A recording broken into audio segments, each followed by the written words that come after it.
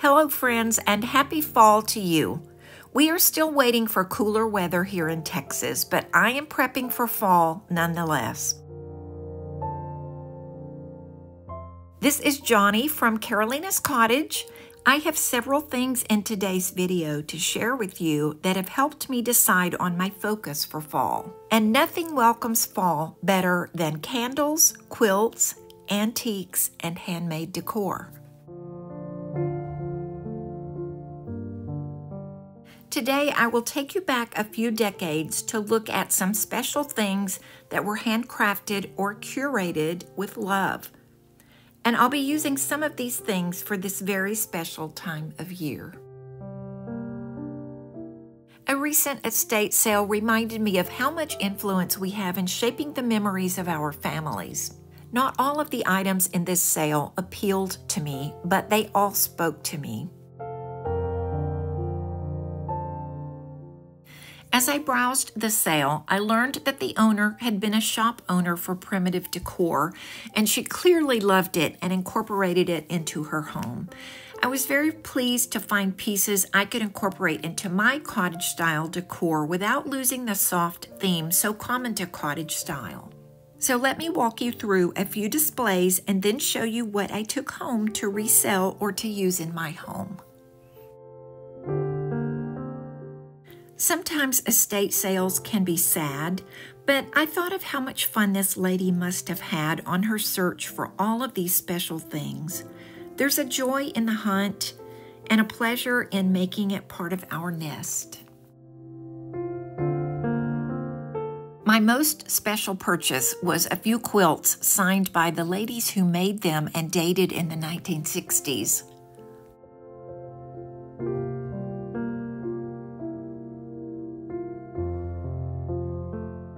This was probably a lifetime of collecting, and what fun she must have had.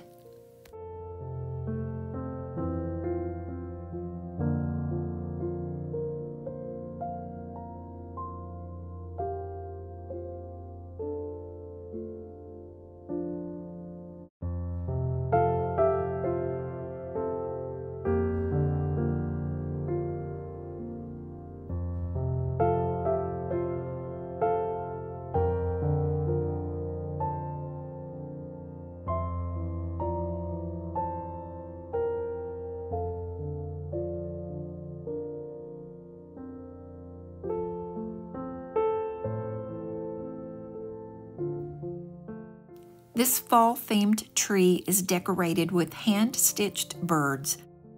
The tiny hand stitches are visible.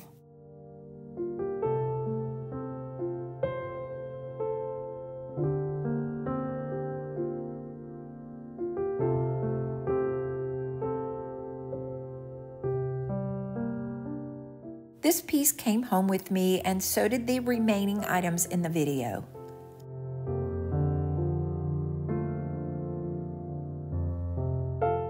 This vintage shelf is old and worn. I repainted this in a previous video and added iron orchid design stamps to give it a cottage style look.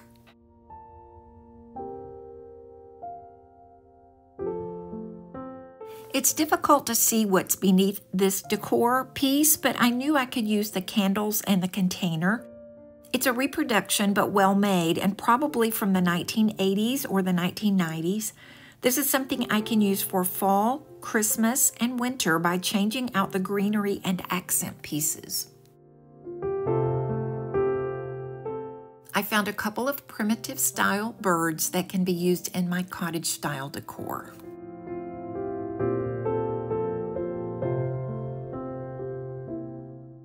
And a wonderful pine hutch reproduction that's a perfect fit for my craft room to hold supplies and contribute to a cozy cottage theme.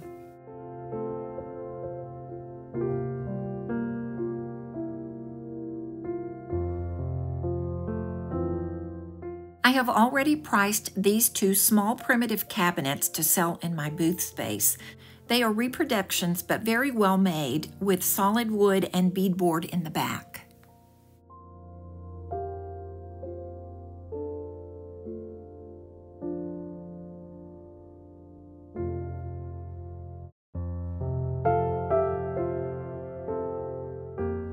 by the end of the video, I had decided I would keep the smaller one for myself.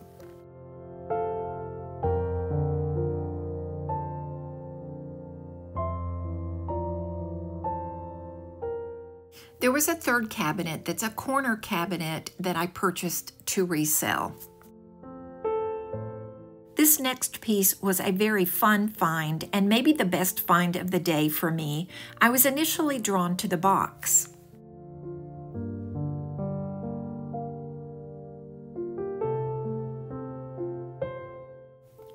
This is a lovely reproduction of a stylus pen with parchment paper and bottles of ink.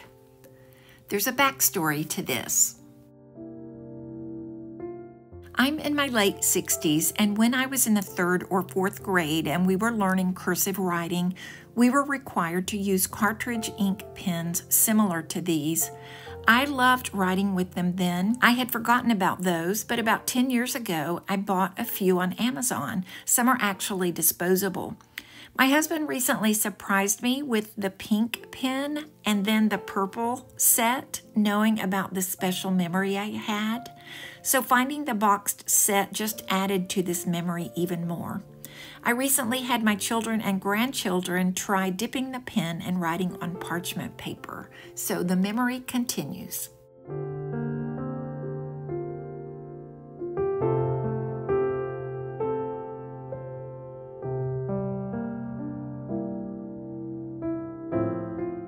And here are my favorite things I found to use in fall decorating for a cozy cottage look. I can't remember what these handmade quilt tops are called. I have found them in the past, but never in these cottage colors, so I was very happy about that. This one is a tabletop size, or it could be used as a small table runner.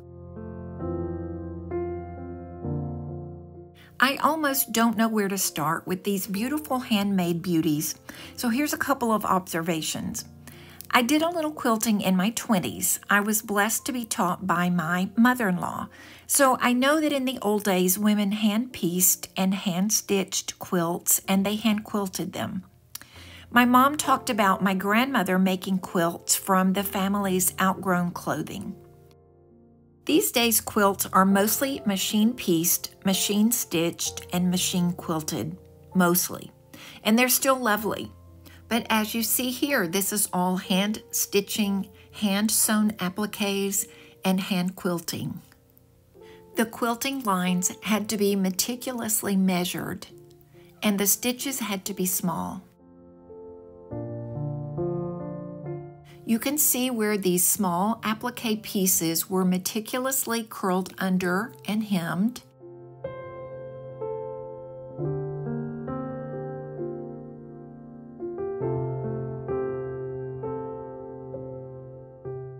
And some of the applique pieces were filled with quilt batting.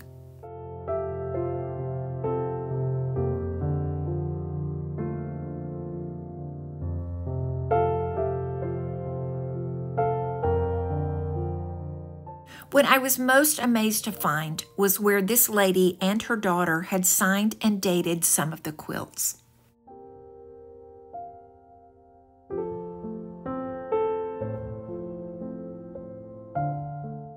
These quilts were made about 58 years ago, and I can't help but wonder what the conversation was like around these quilts as the ladies worked on them. What was going on in their lives and in their families' lives? What were they being blessed with? And what was their work together blessing their families with?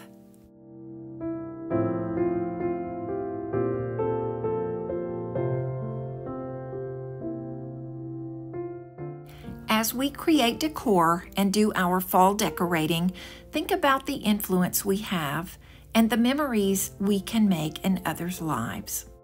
We women have been doing this for centuries and often with just what we have on hand. This year I have focused on using my cottage colors in all of my fall decorating.